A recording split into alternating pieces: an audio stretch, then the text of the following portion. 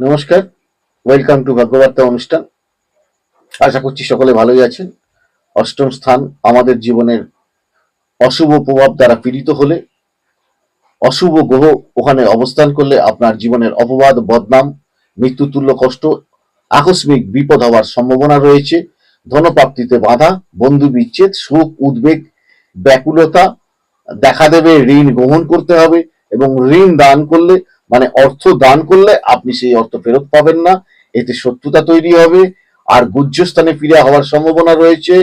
আর আপনার বিভিন্ন রকম সম্পর্ক চ্যুত হওয়ার সম্ভাবনা রয়েছে। অপবাদ, বন্ধন, কারাবরণ, মৃত্যুবরণ আর নদী পারাপারের ক্ষেত্রে বাধা, জলবস্তু হইতে বিপদ হওয়ার সম্ভাবনা রয়েছে।